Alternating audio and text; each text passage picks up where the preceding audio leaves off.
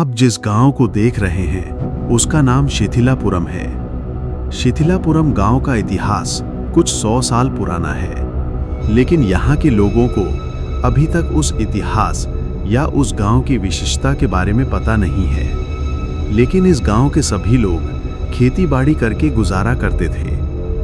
अब तक इस गांव में सभी लोग बिना किसी सूखे या अशांति के आराम से रह रहे थे। लेकिन एक पूर्णिमा के दिन रात के ठीक 12 बजे एक लकड़ी की कुर्सी अपने पैरों से गांव में घूमती हुई दिखाई दी, जिसके साथ कुछ भयानक आवाजें भी आ रही थीं। उन आवाजों को सुनकर इस गांव के कुछ लोगों ने अपने घरों से बाहर देखा और देखा कि एक लकड़ी की कुर्सी गली के बीचों बीच जलती हुई आग के साथ गांव में घूम रही है। गांव के कुछ लोग ये देखकर हैरान रह गए।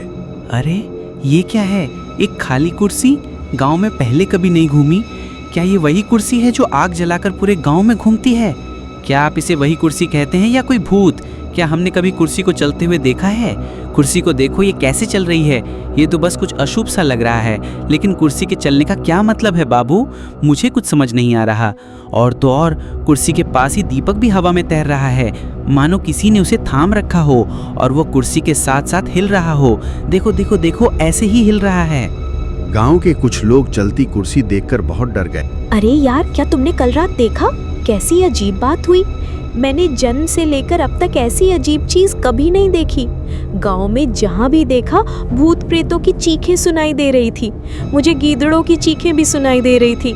और तो और एक और अजीब बात ये थी कि वहाँ एक कुर्सी थी, एक लकड़ी की कुर्सी, और वो लकड़ी की कुर्सी अपने आप किसी इंसान की तरह चल रही थी। और तो और कुर्सी के बगल में एक कार भी थी। वो पूरे गांव में घूम रही थी, हमारी गली की गलियों में घूम रही थी।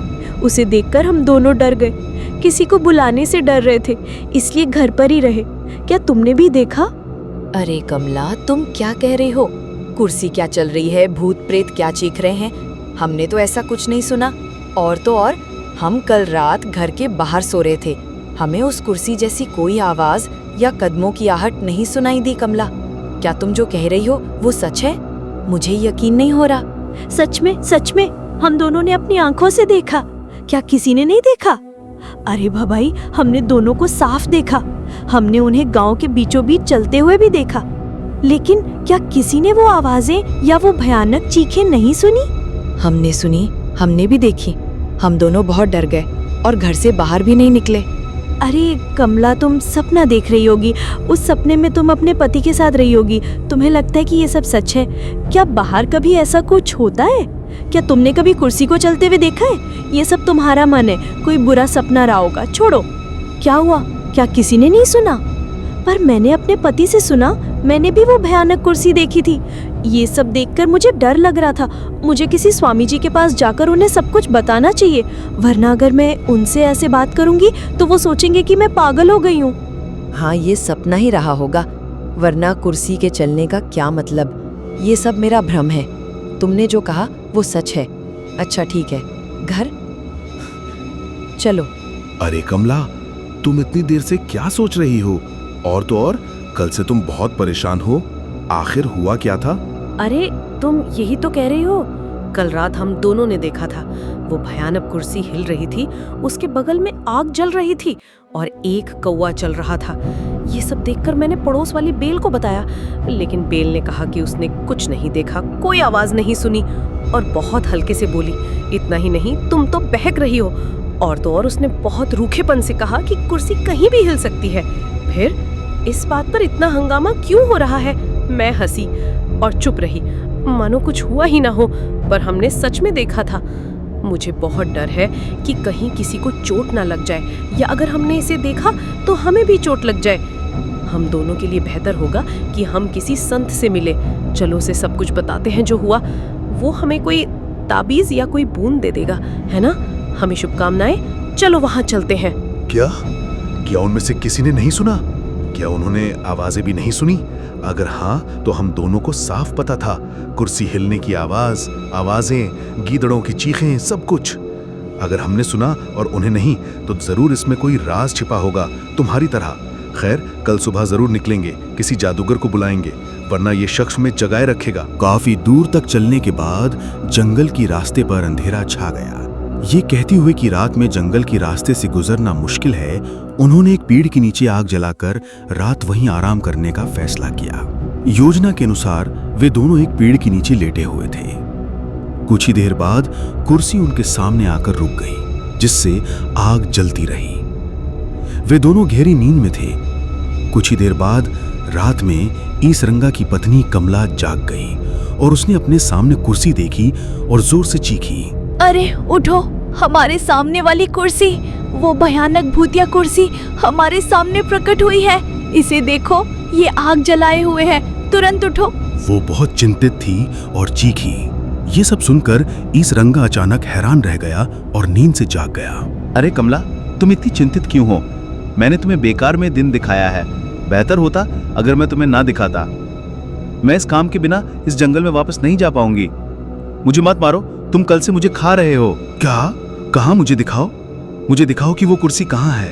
हर रंगा अपनी पत्नी से पूछ रहा था। जब पत्नी ने उस दिशा में इशारा किया तो कुर्सी अचानक गायब हो गई।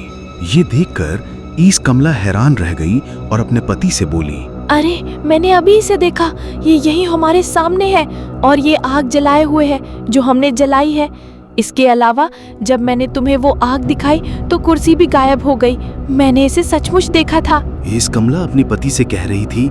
ये शब्द सुनकर उसका पति रंगा, अरे कमला, कल हमने जो कुर्सी देखी थी वो हमारे गांव में थी। अब हम अपने गांव से बहुत दूर आ गए हैं। इसके अलावा अब हम जंगल में हैं। तुम उस कुर्सी को चलते हुए देखकर बहुत चौंक गई हो, इसलिए तुम यही सोचती रहती हो कि जो कुछ भी तुम देख रही हो वो उस कुर्सी जैसा ही है। इसके अलावा यहाँ कोई कुर्सी नहीं आई है, चाहे तुम उसे देखो या नहीं। तुम सब अपने आप को धोखा दे रही हो। जैसा कि तुम्हारे दोस्त लता ने कहा, मैंने तुम्हें देखा था, ये तो मैं मानता हूँ, पर मैं कैसे मान लूं कि वो कुर्सी भी इसी जंगल में आई थी? और तो और, अरे इस जादूगरनी के पास कोई इंसान नहीं है और लकड़ी की कुर्सी अपने आप चल रही है। इसमें कोई जादुई शक्ति होनी चाहिए या कोई भूत पिशाच छिपा होगा, वरना ये असंभव है। अब ये कुर्सी गांव के लिए समस्या पैदा कर रही है। क्या हो रहा है? किसी तरह मुझे इस कुर्सी का पता लगाना होगा, नहीं तो लोग मुश्किल में पड़ जाएंगे। अरे छोटे भूत, तुरंत मेरे सामने प्रकट हो जाओ। जादूगरनी को प्रणाम। जादूगरनी, बताओ, आपने इतने दिनों बाद हमें बुलाया है। हम इतने समय से आपके बुलावे का इंतजार कर रहे थे, उस इमली के पेड़ के पीछे लटक रहे थे। बताओ जादूगरनी, बताओ, हमें क्या करना है, बताओ। छोटे भूत, मैं तुम्हें अब एक भयानक काम देने जा रही हूँ। मुझे संदेह है कि इस बड़े काले गांव में कोई भयानक शक्ति घूम रही है। इसका उदाहरण इस लकड़ी की कुर्सी को देखो, ये अपने आप पूरे गांव में घूम रही है। मुझे इसकी चलने की आवाजें यहाँ सुनाई दे रही हैं। तुम उस कुर्सी का पीछा करो और पता लगाओ कि ये कहाँ से आ रही है, इसका क्या मकसद है और ये इस तरह क्यों चल रही है। तुम छिपकर इन बातों का पता लगाओ और मुझे बताओ। किसी भी स्थिति में तुम उस कुर्सी के सामने या उसे दिखाई देने वाले तरीके से नहीं आओगे, वरना तुम्हारी जान को खतरा है, क्योंकि ये मुझे कोई सामान्य शक्ति नहीं लग रही है। थोड़ा सावधान रहना। ये क्या जादूगरनी, क्या कुर्सी अपने आप चल रही है? देखने में बहुत मजाकिया लग रहा है। ठीक है, हम तुम्हारे कहने के अनुसार सावधान रहेंगे। हम चुपके से उस कुर्सी के पीछे का राज पता करके आते हैं जादूगरनी। अब हमें जाने की अनुमति दो। अरे धोंदू, देखो देखो, वो देखो कुर्सी कैसे चल रही है। और वैसे भी बिना किसी इंसान के ये कुर्सी ऐसे अकेले क्यों चल रही है? मुझे डर लग रहा है धोंदू।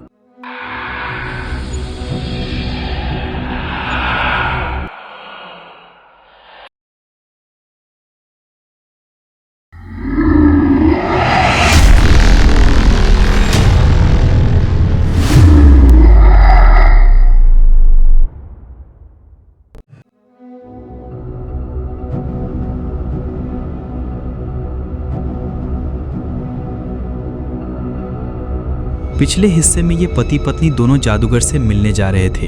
रास्ते में जंगल में थोड़ी देर आराम करते हुए बैठे, तभी उनके सामने एक मायावी कुर्सी प्रकट हुई। पति ने जैसे ही देखा वो कुर्सी अचानक गायब हो गई। ये सब देखकर दोनों चकित हो गए। पति गुस्से में अपनी पत्नी पर चिल्लाया कि तुम्हें हमेशा उस कुर्सी की ही धुन सवार रहती है। फिर दोनों धीरे धीरे वहीं रात को सो गए। अगले दिन उन्होंने फिर से यात्रा शुरू की।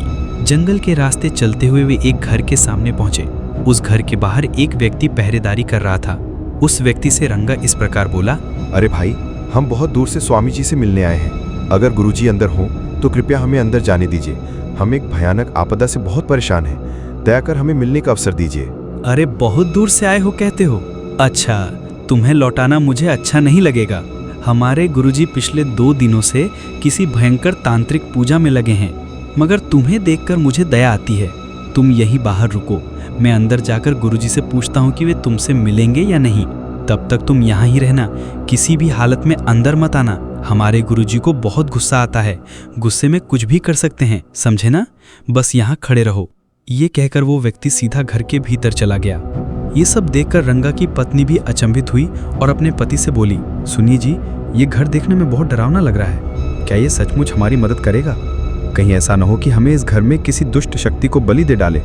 देखिए, इधर उधर खोपड़ियाँ पड़ी हैं, लाशें पड़ी हैं, डरावनी आवाज़ें सुनाई दे रही हैं। मुझे क्यों जाने कैसा भय लग रहा है। चुप रहो पगली, जादूगर है तो क्या तुम्हें लगता है कि वो साधु संत जैसा होगा? मंत्र भूत प्रेत भगाने वाले तो ऐसे ही दूर पहाड़ों में रहते हैं। उनके पास खोपड़ियाँ, हड्डियाँ और कई तरह की आत्माएं होती हैं। उन्हीं सब का प्रयोग करके भी हमारा संकट दूर करते हैं। इस पर तुम्हें बोलने की क्या जरूरत? घर पर ही रह जाती तो अच्छा होता। घर पर रहती तो बस वही कुर्सी दिखाई दी कहते कहते मेरा जीना हराम कर देती। वो कुर्सी मैंने भी देखी थी ना। चलो अब चुपचाप खड़ी रहो, मुझे लग रहा है कि वो अभी बाहर आने ही वाला है। इतना कहकर दोनों उस घर के सामने खड़े होकर बातें करने लगे। देखो, हमारे गुरुजी ने तुम दोनों को अंदर बुलाया है, मगर ध्यान रहे पिछले 2 दिनों से वे बहुत ही भयानक तांत्रिक पुजाई कर रहे हैं। इसी वजह से तुम्हें अंदर आने में इतना समय लगा। लेकिन एक बात, गुरुजी को गुस्सा दिलाने वाली कोई बात मत कहना। अभी वे बहुत क्रोधित हैं। लगातार 2 दिनों से तांत्रिक पूजाएं कर रहे हैं, इसलिए कुछ चिड़चिड़े से हैं। उनसे बात करते समय बहुत सावधानी रखनी होगी।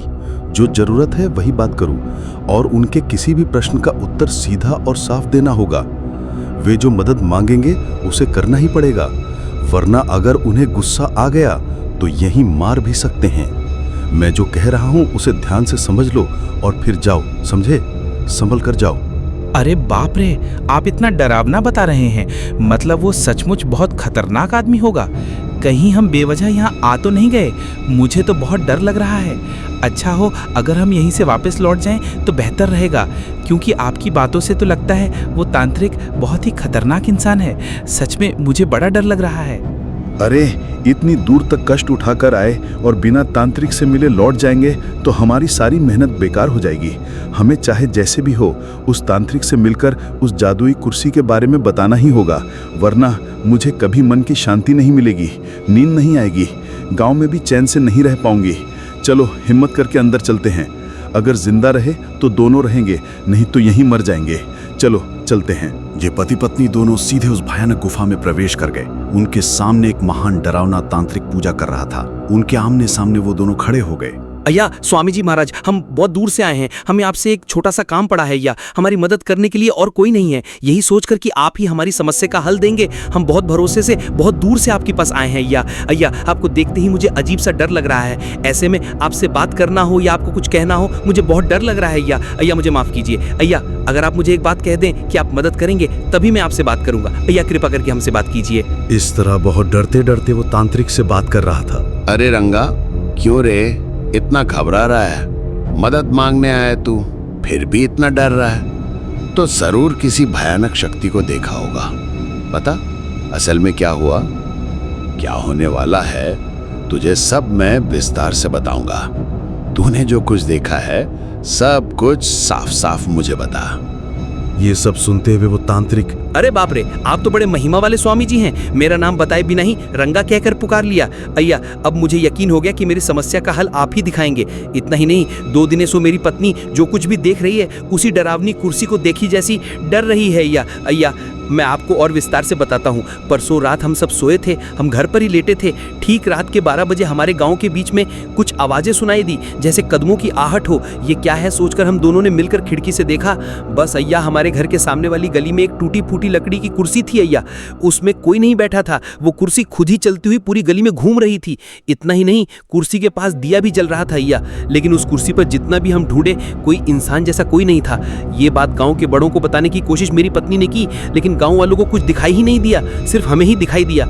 इसलिए उसने कहा कि कोई पिशाच हमें पकड़कर मार देगा और हम भागकर निकल आए। जंगल में एक जगह अंधेरा हो गया तो वहीं सो गए।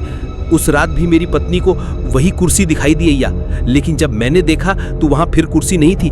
अय्या, यही सब कुछ हुआ। वो कुर्सी हमें दिखाई न दे, हमारे गांव में ना आए, इसके लिए क्या करना होगा आप बता दें तो हम जरूर करेंगे। कृपया हमारी मदद कीजिए अय्या, उसी कुर्सी के डर से हमारी जान ऊपर को जाती लग रही है। अय्या, कृपा करके हमारी मदद कीजिए। आप कोई तावीज मंत्र कर देंगे तो हम यहाँ से बहुत हिम्मत के साथ चले जाएंगे अय्या।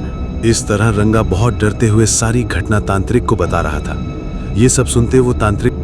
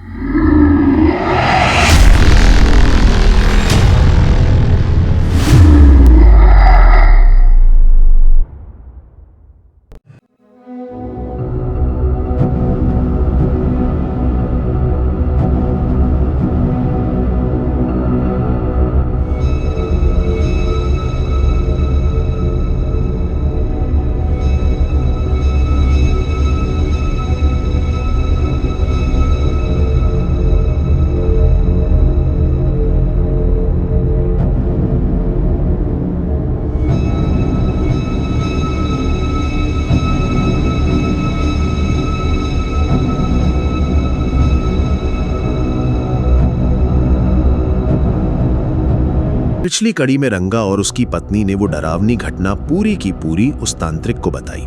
सारी बातें सुनकर तांत्रिक ने उनसे यूं कहा, अरे तुम जो कह रहे हो सब सच है क्या? वो मायावी कुर्सी किसी को भी नहीं दिखती और केवल तुम दोनों को ही दिखाई दे रही है। इसका मतलब इसमें कुछ छुपा रहस्य है। जरूर तुम्हारे अतीत से कोई ना कोई याद इससे जुड़ी हुई है। उसे जानने की कोशिश करो, अपने बीते समय के बारे में पता लगाओ, या हो सकता है तुम्हारे पुरखे किसी को इस बारे में कुछ मालूम हो। अपने पूर्वजों से जुड़ी जानकारी ढूंढकर मेरे पास आओ। एक बात याद रखो, वो कुर्सी केवल तुम्हें ही नजर आती है, इसलिए उसे अदृश्य करना मेरे बस में नहीं, मगर मेरे पास वो शक्ति है जिससे वो कुर्सी तुम्हें कोई नुकसान न पहुंचा सके। ये मंत्र सिद्ध कुमकुम जल अपने घर के चारों ओर छिड़क देना। उसी दिन से वो कुर्सी तुम्हारे आंगन की दहलीज पार नहीं करेगी। वो अपनी राह मोड़कर दूर चली जाएगी, पर तुम्हें दिखाई देती रहेगी। इससे तुम्हें जान का कोई खतरा नहीं रहेगा। जाओ, मैंने जैसा कहा वैसा करो और अपने पूर्वजों के बारे में जानकर फिर मेरे पास लौट आओ। ये कहकर तांत्रिक चुप हो गया।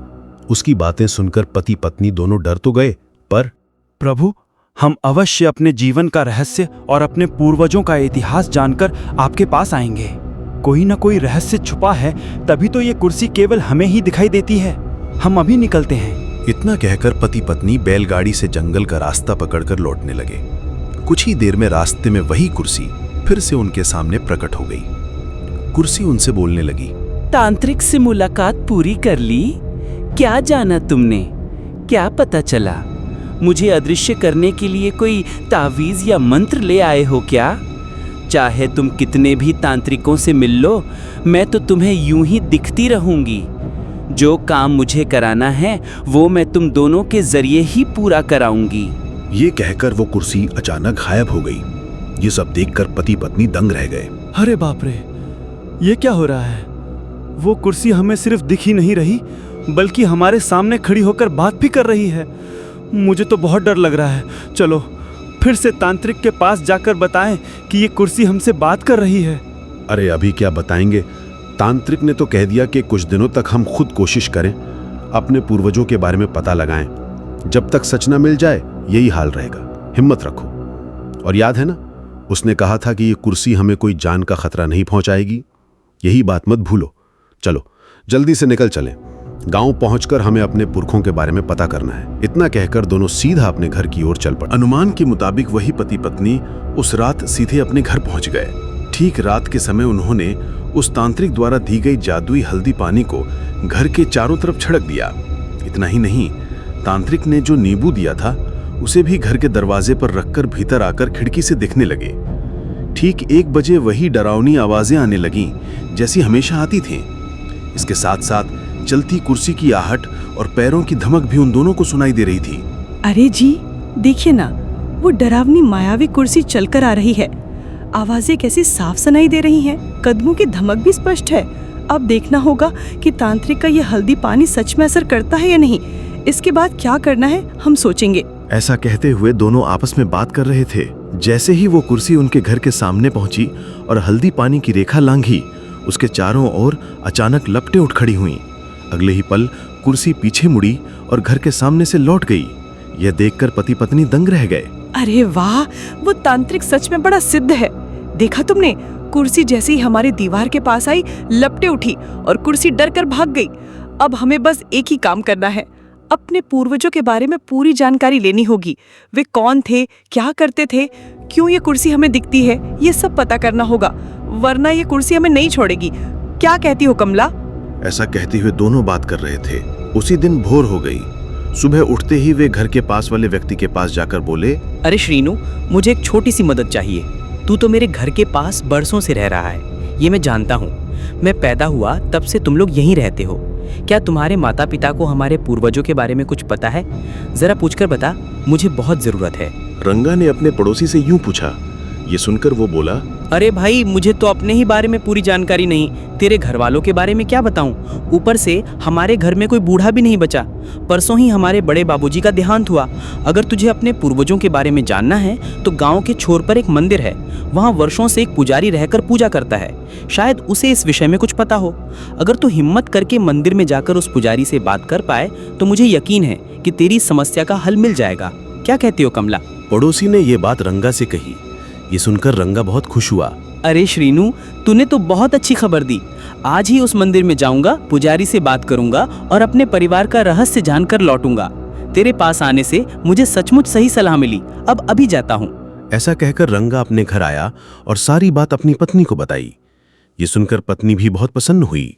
जैसा तय हुआ था, दोनों गांव के छोर पर स्थित उस डरावने जंगल से होकर मंदिर पहुंचे। मंदिर काफी जर्जर हालत में था। चमगादड़ों की चीख और भयावह प्रेत ध्वनियां सुनाई दे रही थीं। ये सब देखकर रंगा बोला, अरे ये क्या, इतने पवित्र मंदिर के पास ऐसी डरावनी प्रेत ध्वनियां क्यों सुनाई दे रही हैं? मुझे कुछ अजीब लग रहा है। ये सच में भगवान का मंदिर है या भूतों का अड्डा? ऊपर से दिखने में तो भगवान का मंदिर ही लगता है। चलो भगवान पर भरोसा करके भीतर चलें, क्योंकि हमें बेहद जरूरी है कि हम अपने पूर्वजों की जन्म कुंडली और रहस्य जानें, वरना हमारा जीवन चौपट दिया जाएगा। चलो चलते हैं। ऐसा कहकर दोनों मंदिर में प्रवेश कर गए।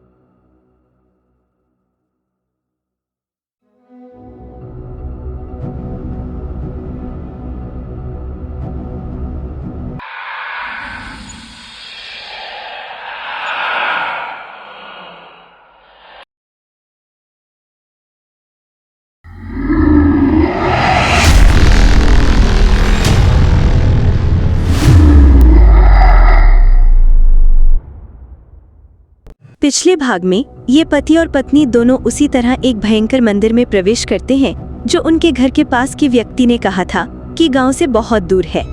मंदिर में प्रवेश करने पर उन दोनों के सामने एक बूढ़ा व्यक्ति ध्यान में बैठकर कुछ मंत्र पढ़ रहा था। उन दोनों ने उनके पास जाकर कहा, आदरणीय नमस्कार, हम पास के गांव से आए हैं। हमें एक छोटी सी समस्या है।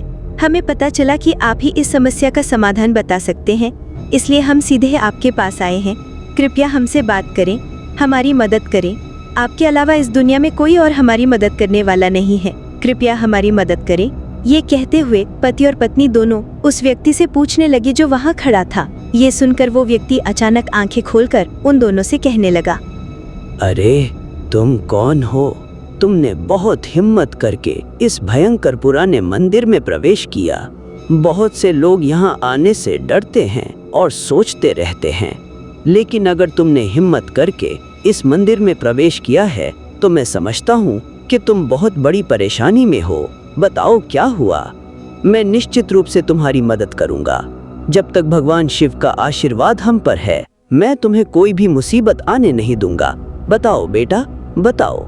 ये कहते हुए वो व्यक्ति उन दोनों से कह रहा था जो उनके सामने खड़े थे। ये सुनकर वे दोनों बहुत खुश हुए और उस व्यक्ति से कहने लगे, महोदय, यह तथ्य कि आप हमारी मदद कर रहे हैं, हम इतने खुश हैं कि हमें बहुत खुशी है। महोदय, अगर हम आपको बता दें तो हमारी कठिनाइयां हल हो जाएंगी। हम गांव के सभी लोगों की तरह शांति से रहने में असमर्थ हैं, क्योंकि हर रात ठीक 1 बजे एक लकड़ी की कुर्सी दिखाई देती है। उस कुर्सी पर कोई नहीं होता है। उस कुर्सी के बगल में एक कौवा भी है। वे दोनों हमारे गांव में घूम रहे हैं। एक और बात यह है कि गांव में किसी ने इसे नहीं देखा है। मेरे और मेरी पत्नी के अलावा किसी ने इसे नहीं देखा है। ये जानकर हम एक जादूगर से मिलने गए। वहाँ उससे मिलने जाने से पहले हमने कुर्सी देखी। जादूगर से मिलने के बाद उसने हमारे सामने कुर्सी रख दी और कहा कि वो हमें किसी भी कीमत पर मार देगा, और फिर वो अचानक गायब हो गया। इसीलिए मैंने अपने घर के बगल के लोगों से पता लगाने के लिए कहा कि क्या हमारे पूर्वजों में कोई गलती हुई थी, जैसा कि जादूगर ने कहा था। उन्होंने कहा कि इस गांव से दूर एक मंदिर है, उस मंदिर में एक महान विद्वान रहते हैं, उनसे मिलिए, वे आपके परिवार का रहस्य जान जाएंगे। महोदय, यदि हमारे परिवार में कोई रहस्य छिपा है तो कृपया मुझे बताएं, मैं आपकी कोख से जन्म लूँगा। महोदय, हमारी सहायता कीजिए। उस कुर्सी को देखकर हम बहुत डर जाते हैं। हमें बहुत डर लगता है कि कुर्सी हमें मारकर खा जाएगी, जबकि हमने कुछ भी गलत नहीं किया है। महोदय, हमारी सहायता कीजिए। वे दोनों बहुत चिंतित थे और उस आदमी से पूछते रहे। उनकी सारी बातें सुनकर उस आदमी ने उन दोनों से कहा, आप दोनों को स्पष्ट है कि उस कुर्सी का आपके परिवार से कोई न कोई घनिष्ठ संबंध अवश्य होगा। सबसे पहले आपके परिवार के किसी व्यक्ति ने उस परिवार को नुकसान पहुंचाया होगा या उसका बहुत करीबी रहा होगा। ये पता लगाने के लिए आपको एक काम करना होगा। आज रात को आपको उस कुर्सी के सामने बैठना है और अपने खून की एक बूंद उस कुर्सी के सामने गिरानी है। अगर वो खूनी कुर्सी तुरंत आपके खून के पास आकर उसे अपनी जीभ से चाट ले तो वो निश्चित रूप से आपसे नाराज है, या अगर कुर्सी मुंह फेर ले तो वो तुम्हारे प्रति मित्रवत है। जाओ, ठीक वैसा ही करो जैसा मैंने तुमसे कहा था। तुम्हें अपनी समस्या का समाधान मिल जाएगा। जादूगर ने उन दोनों पति पत्नी से यही कहा। ये शब्द सुनकर पति पत्नी दोनों, अरे भाई, क्या हमें उस कुर्सी के सामने खड़े होकर अपना खून गिराना चाहिए? उस कुर्सी को दूर से देखने मात्र से ही हमारे हाथ पैर कांपने लगते हैं। अगर हम उस कुर्सी के सामने खड़े होकर अपना खून गिराएं तो क्या होगा अगर वो सचमुच क्रोधित होकर हमें मार डाले? अरे कृपया मुझे बताओ कि क्या कोई और रास्ता है? उस कुर्सी के सामने खड़ा होना हमारे बस की बात नहीं है। कृपया मुझे बताओ कि क्या कोई और रास्ता है? पति पत्नी उस आदमी से पूछ रहे थे। ये शब्द सुनकर उस आदमी ने, नहीं, कोई और रास्ता नहीं है। एक और बात, मैं तुम्हें जो नींबू दे रहा हूँ उसकी मदद से तुम कुर्सी को अपने ऊपर हमला करने से रोक सकते हो। कुर्सी ने तुम्हें बिल्कुल नहीं मारा। मैं अपनी शक्ति का जवाब दे रहा हूँ। तुम मुझ पर भरोसा रखो और आज रात कुर्सी के सामने लेट जाओ और अपने खून की एक बूंद चढ़ा दो। बाकी मैं संभाल लूँगा। मैं तुम्हारी रक्षा करूँगा। मैं तुम्हें किसी भी हालत में कोई नुकसान नहीं पहुँचने दूंगा। बिना देर किए जल्दी जाओ, उस आदमी ने पति पत्नी से कहा। ये शब्द सुनकर पति पत्नी, ठीक है साहब, हम आप पर और भगवान शिव पर भरोसा रखते हुए जा रहे हैं। अगर हमें कुछ हुआ तो उसकी जिम्मेदारी आपकी होगी। जैसा आपने कहा, आज रात हम उस कुर्सी के सामने खड़े होकर खून की एक बूंद लगाएंगे। अगर हम जिंदा रहे तो कल वापस आकर आपसे फिर मिलेंगे, अगर नहीं तो बस हम जाएंगे और वापस आएंगे। वे दोनों मंदिर से चले गए। ये पति पत्नी जंगल के रास्ते से सीधे चले और ठीक रात के समय घर पहुंच गए। जैसा कि इस मंदिर में जादूगर ने कहा था, ठीक रात के 1 बजे उस भयानक लकड़ी की कुर्सी के समय से पहले ये दोनों सीधे अपने घर गए और घर के सामने खून की 2 बूंदें गिरा दी। दोनों खिड़की से सीधे अपने घर की ओर देख रहे थे। ठीक 1 बजे जब कुर्सी चली और घर के सामने पड़ी खून की ये बूंदें देखी तो कुर्सी के सामने एक भयानक कंकाल प्रकट हुआ। कंकाल ने खून को देखा, अपनी जीभ को देखा और तुरंत जमीन पर पड़े खून का आनंद लिया। ये देखकर दोनों हैरान और आश्चर्यचकित हो गए। अय्या बाबूई, रोजी, उस पिशाच ने हमारा खून पी लिया। क्या तुमने देखा? कुर्सी के सामने एक भयानक कंकाल प्रकट हुआ। उसने हमारा खून पी लिया। इसका मतलब है कि ये कुर्सी हमसे नाराज होगी, जैसा कि जादूगर ने उस मंदिर में कहा था। अगर हमें इस कुर्सी का राज जानना है या फिर जीना है और सजना संवरना है तो हमें कल जादूगर के पास वापस जाना होगा, वरना हमारी जिंदगी खत्म हो जाएगी। वे दोनों बातें कर रहे थे। इसी बीच कुर्सी और कंकाल अचानक वहां से गायब हो गए। ये सब देखकर दोनों बहुत डर गए और अपने अपने घरों में दुबक गए। ये सब गांव के आखिर में एक पेड़ पर बैठे 2 उल्लू देख रहे थे।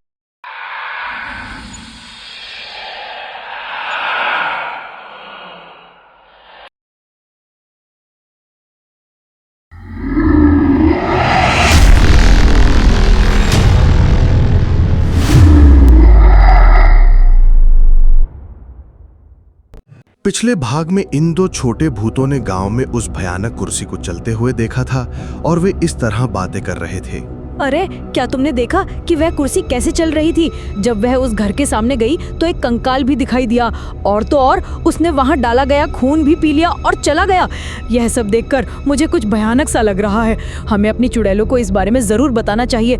चुड़ैलों ने हमें यही करने को कहा था। चलो अब जल्दी से चलते हैं, जल्दी करो। ये कहते हुए दोनों छोटे भूत चुड़ैलों के ठीक सामने प्रकट हुए।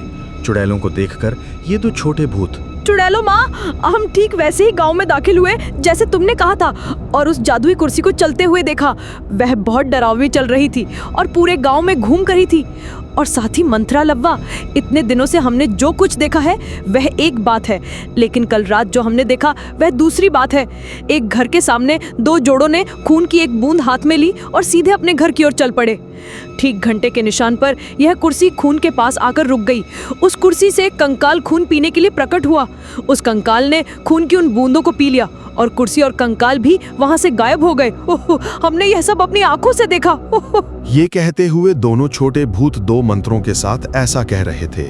उन शब्दों को सुनकर मंत्रा लव्वा ने उन छोटे भूतों से कहा, अरे, क्या वह चलने वाली कुर्सी रोज किसी घर के सामने जाकर रुकती है? इतना ही नहीं, जिस क्षण उसने वह खून पिया, कंकाल और कुर्सी भी वहां से गायब हो गए, जिसका अर्थ है कि इस चलने वाली कुर्सी का उस घर से कुछ संबंध है।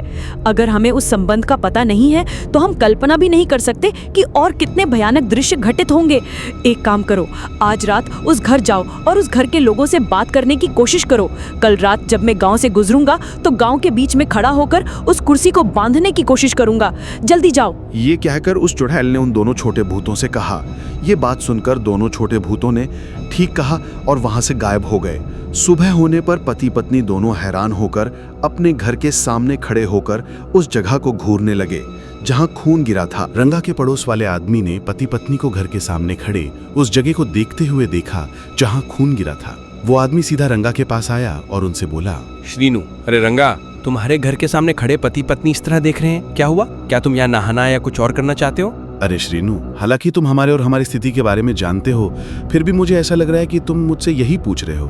कुछ नहीं, हम तो बस सामान्य रूप से देख रहे हैं। अगर यहाँ खून है, जैसे कोई कुत्ता या कुछ और मर गया हो, तो हम बस उस खून को देख रहे हैं। अरे खून? क्या? ओह, क्या ये सच है? रंगा, क्या तुम्हारे घर के सामने इस तरह खून की बूंदें हैं? और क्या ऐसा रोज होता है? मुझे थोड़ा याद है, जब मैं बच्चा था मेरे पिताजी कहा करते थे कि तुम्हारे घर के सामने पहले भी इस तरह खून की बूंदें दिखाई देती थी। मुझे शक है कि अब ऐसा दोबारा होगा। रंगा, रंगा, मुझे याद है तुमने मुझसे उस दिन पूछा था ना, रा, कल मुझे कुर्सियों की आवाजें सुनाई दी, कुछ भयानक आवाजें भी सुनी। उस दिन जब तुमने पूछा था तो मुझे कुछ सुनाई नहीं दिया था, लेकिन कल मैंने सब साफ सुना। मैंने कुछ कदमों की आहट सुनी, भयानक भूतिया चीखें, सब कुछ मैंने विस्तार से सुना। मैं कल तुम्हें बताने आया था लेकिन तुम घर पर नहीं थे, तुम आज दिखाई दिए, मैंने सोचा तुम्हें बता दूं ना। वर्णन करता ये शब्द सुनकर रंगा अचानक बहुत खुश हो गया और कहने लगा कि उसे कोई मदद करने वाला मिल गया है, और वो बहुत खुश होकर खुद से ये सब कह रहा था। अरे श्रीनू, क्या तुमने सच कहा? अम्मा, मैं इस पूरे समय बहुत डरा और चिंतित रहा हूँ।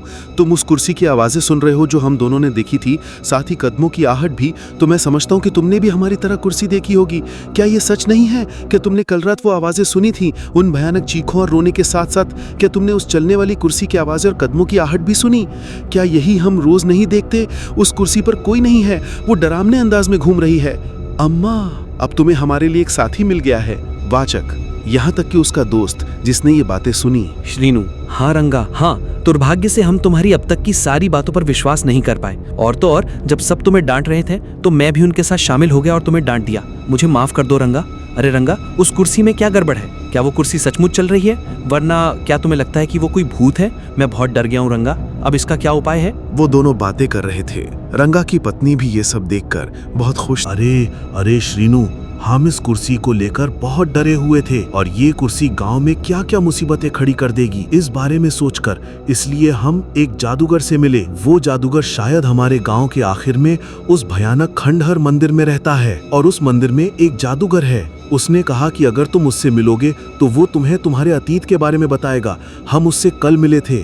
जादूगर ने हमें बताया था कि तुम अपने घर के सामने अपने खून की एक बूंद रख दो और रात में उस पर नजर रखो। अगर कुर्सी तुम्हारा खून पीकर वापस चली जाए तो ये तुम्हारे प्रति एक दुश्मनी होगी, या अगर तुम उसे देखे बिना चले गए तो कोई बात नहीं। अब जैसा कि हमने सोचा था, क्या हम तीनों को सीधे जादूगर के पास इस कुर्सी के बारे में जाकर उसे यहाँ हुई सारी बातें बता देनी चाहिए? क्या तुम हमारे साथ चलोगे? इस रंगा ने अपने दोस्त से पूछा और उसने कहा, आहिया बाबोई, क्या तुम गांव के आखिर में मंदिर गए थे? अरे उस मंदिर में सचमुच कब से कोई आदमी जिंदा है जिसके बारे में इस गांव के सभी बुजुर्ग कहानियां सुनाते आ रहे हैं। मुझे बहुत खुशी है कि वो तुमसे बात कर रहा है। ठीक है, चलो अब हम तीनों उस भयानक गुफा में जादूगर से मिलते हैं। ये कहकर वे तीनों सीधे उस भयानक घर में जादूगर के पास गए। जादूगर के सामने खड़े होकर उन्होंने कहा, गुरुदेव, जैसा आपने कहा, हमने कल शाम उस जादुई कुर्सी को अपने घर के सामने हिलते हुए देखा। इतना ही नहीं, उस कुर्सी के आने से पहले जैसा आपने कहा था, हम दोनों ने अपनी योनि से खून की कुछ बूंदें अपने घर के सामने गिराईं। उस कुर्सी के सामने एक भयानक कंकाल प्रकट हुआ और अपनी जीभ से मैंने अचानक उस कुर्सी और उस कंकाल को गायब होते देखा। गुरुदेव, एक और बात, हम दोनों ने बताया कि हम कुर्सी के साथ साथ उसकी सीढ़ियां भी देख सकते थे, और हमारे घर के बगल वाले व्यक्ति ने भी कल इसे सुना था। भयानक चीखों और आवाजों के साथ इन कुर्सियों की सीढ़ियों की आवाज भी सीधे सुनाई दे रही थी। लो, वो भी हमारे साथ आ रहा है। हाँ, मैं वीधी के दोस्त हूँ, मैं वीधी के घर के बगल में रहती हूँ। कल शाम जैसा उस रंगा गाड़ू ने कहा था, मैंने सभी भयानक आवाजें और चीखें सुनी। मैंने कुर्सी नहीं देखी, लेकिन मैंने आवाजें बहुत साफ सुनी। कृपया हमारी मदद करें, हमें पूरी तरह से बताएं कि वो कुर्सी क्या है और किस बारे में है, वरना हमें अपनी जान के डर से गांव छोड़ने के लिए साहब कृपया मुझे बताइए। श्रीनू और रंगा जादूगर से सीधे यही पूछ रहे थे। ये शब्द सुनकर जादूगर अचानक हैरान हो गया और उन तीनों की तरफ देखकर बोला, ये जादूगर क्या है? अगर तुम सब सुन रहे हो तो लगता है कि उस भयानक कुर्सी में कोई भूत फंसा हुआ है जो नफरत से जल रहा है।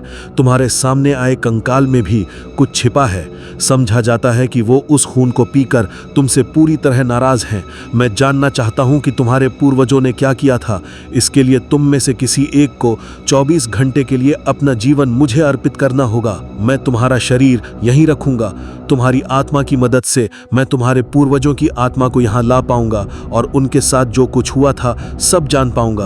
अगर तुम में से कोई भी कह दे कि तुम इसके लिए तैयार हो तो मैं उस आत्मा की शक्ति से तुम्हारी आत्माओं को निकालकर तुम्हारे पूर्वजों से बात कर पाऊंगा।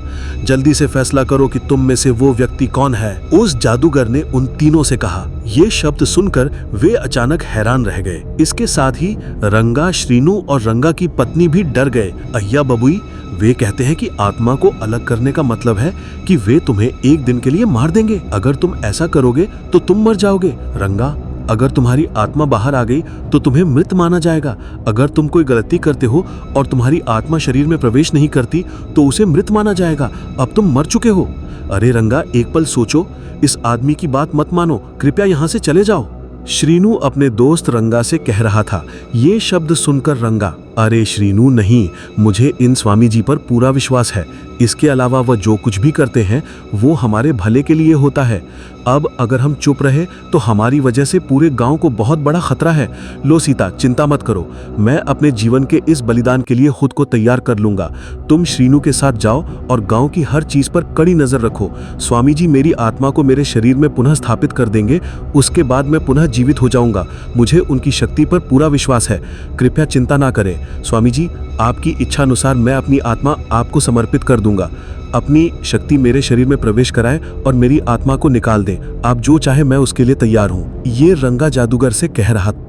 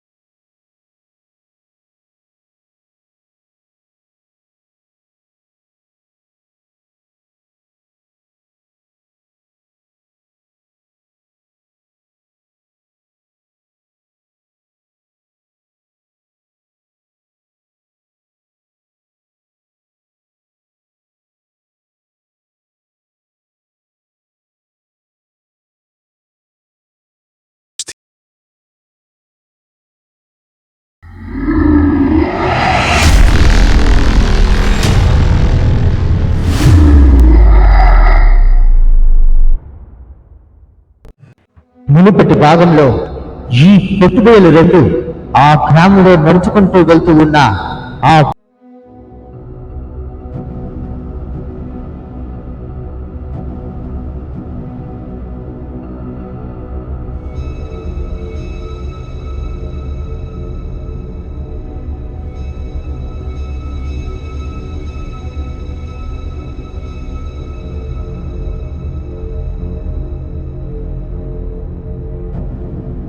पिछले भाग में रंगा अपनी पत्नी और दोस्त श्रीनू के साथ सीधे उस भयानक मंदिर में प्रवेश करता है। मंदिर का वो जादूगर उन तीनों को देखकर कहता है कि अगर वे अपने पूर्वजों के बारे में जानना चाहते हैं तो किसी एक आत्मा को शरीर से बाहर निकालना होगा और वह शरीर 24 घंटों तक उस स्वामी जी की सुरक्षा में रहेगा। ये सुनकर वे तीनों चौंक जाते हैं। रंगा का दोस्त श्रीनू बहुत डरकर रंगा से मना करता है, लेकिन रंगा को उस जादूगर पर भरोसा है, इसलिए वो आत्मा को बाहर निकालने के लिए तैयार हो जाता है। ये सब सुनने के बाद वो जादूगर उनसे कहता है, वाह रंगा वाह, मेरे प्रति तुम्हारे विश्वास के लिए मैं तुम्हारा आभारी रहूंगा। मैं अपनी पूरी शक्ति का उपयोग करके तुम्हारे पूर्वजों के रहस्य का पता लगाऊंगा। तुम्हें जो ये भयानक रहस्य जानने की इच्छा हुई है उसमें मैं हर तरह से तुम्हारी मदद करूंगा। मैं तुरंत तुम्हारे शरीर से आत्मा को बाहर निकालता हूं। अब तुम दोनों अपने घर जा सकते हो, वो जादूगर रंगा से कहता है। ये सुनकर रंगा अपनी पत्नी और दोस्त से भी वहां से चले जाने के लिए कहता है। जैसा कहा गया था, रंगा की पत्नी और दोस्त सीधे गांव में लौट आते हैं। रंगा उस जादूगर के सामने खड़ा होकर कहता है, गुरुजी, मैं अब तैयार हूं। मेरी आत्मा को बाहर निकालकर मेरे पूर्वजों के रहस्य को जान लीजिए। मैं तैयार हूं स्वामी। ये रंगा उस जादूगर से कहता है। ये सुनकर जादूगर, जरूर रंगा, जरूर। मैं अभी भयानक प्रेत पिशाचों को बुलाकर तुम्हारी आत्मा को बाहर निकालता हूँ, कहकर वो जादूगर कुछ मंत्र पढ़ने लगता है। कुछ ही देर में रंगा के चारों ओर आग की लपटों जैसा कुछ दिखाई देता है। इस तरह की पूजा करने के बाद ठीक कुछ ही देर में रंगा के शरीर से उसकी आत्मा अचानक बाहर निकल आती है। अगले ही पल रंगा का शरीर नीचे गिर जाता है। ये सब देखकर वो जादूगर बहुत खुश होता है और कहता है, रंगा, मैंने कर दिखाया। मैंने अपनी तपस्या की शक्ति से तुम्हारी आत्मा को बाहर निकाल लिया। अब तुम अपनी आत्मा की शक्ति से सीधे अपने गांव के उस शमशान घाट में जाओ और अपने पूर्वजों की समाधि के पास आत्मा के विलाप को जगाओ। निश्चित रूप से कोई आत्मा तुमसे मिलेगी। जाओ रंगा, जाओ। वो जादूगर रंगा से कहता है। यहाँ रंगा के शरीर से आत्मा सीधे बाहर आ गई। ये देखकर रंगा की आत्मा जादूगर से इस प्रकार पूछती है, अरे जादूगर जी, आपने जो चाहा वह हासिल कर लिया, मेरे शरीर से आत्मा को अलग कर दिया। अब बताइए कि मुझे अपनी आत्मा की शक्ति से क्या करना चाहिए। मैं निश्चित रूप से शमशान घाट जाऊंगा जैसा आपने कहा, लेकिन मेरी पूर्वजों की कब्रें मुझे कैसे पता चलेंगी? वो मुझे कैसे पहचानेंगे? मुझे एक संकेत दीजिए। मैं निश्चित रूप से आपका बताया हुआ कार्य पूरा करूंगा। बताइए प्रभु, बताइए। ये रंगा की आत्मा जादूगर से पूछती है। ये सुनकर वो जादूगर, घबराओ मत। जैसे ही तुम शमशान घाट पहुंचोगे, तुम्हारे पूर्वजों से संबंधित कब्रों में से अचानक हाथ बाहर निकलेंगे। उसके बाद उनके आत्मा रूप तुम्हें सीधे दिखाई देंगे। इस प्रकार तुम अपनी आत्मा की शक्ति से अपने पूर्वजों से मिल सकते हो और उनसे बात कर सकते हो। एक और बात, ये सब सूर्योदय से पहले ही होना चाहिए। सूर्योदय के अगले ही क्षण तुम्हारी आत्मा को सीधे यहाँ वापस आना होगा। अगर एक पल की भी देरी हुई तो तुम्हारी आत्मा इस लोक में ही रह जाएगी। अपने शरीर में वापस लौटना बहुत मुश्किल होगा। ये एक बात याद रखना, किसी भी हालत में तुम्हें सूर्योदय से पहले अपना काम खत्म करके यहाँ वापस आना है। इस प्रकार वो जादूगर रंगा की आत्मा से कहता है। ये सुनकर रंगा की आत्मा ठीक है कहकर सीधे आकाश में उड़ते हुए आ जाती है। कुछ ही देर में रंगा उस शमशान घाट पर पहुंच जाता है जैसा कि जादूगर ने बताया था। शमशान घाट को देखकर ये रंगा अपने मन में इस प्रकार सोचता है, अरे सब लोग मरने के बाद आत्मा के रूप में यहाँ आते हैं, लेकिन मैं जिंदा रहते हुए भी आत्मा के रूप में बदल गया हूँ और अब शमशान में घूम रहा हूँ। ठीक है, किसी भी तरह मुझे अपनी आत्मा की मदद से अपने पूर्वजों से मिलकर वो रहस्य जानना है। इस प्रकार रंगा की आत्मा जैसे ही शमशान में प्रवेश करती है, कुछ कब्रों में से अचानक हाथ बाहर निकलते हैं। उन हाथों को माँ ने कहा, नहीं बेटा, नहीं, गलती मेरी ही थी। मेरे मन में एक बुरा विचार था कि तुम्हारा दादा मुझसे व्यापार में आगे बढ़ रहा है और बहुत कमा रहा है, इसीलिए मैंने ही तुम्हारे दादा पर बुरा प्रयोग करने के लिए कहा था। लेकिन वो बुरा प्रयोग वापस मुझ पर ही पलट गया। इसमें तुम्हारे दादा की कोई गलती नहीं है बेटा। बेटा, इतने समय बाद मुझे मुक्ति दिलाने के लिए मैं बहुत खुश हूँ। मंत्रालय, आपको वंदन। ये कहकर वो आत्मा एक ही बार में आकाश में चली गई और गायब हो गई। ये सब देखते हुए रंगा के साथ उसकी पत्नी, वो मांत्रिक और मंत्रालय अव्वा भी बहुत खुश हो रहे थे। और उस दिन से उस गांव में कहीं भी भूत प्रेत की आवाजें या कुर्सी के चलने की आवाज नहीं सुनाई दी। सभी लोग खुशी खुशी जीवन व्यतीत करने लगे।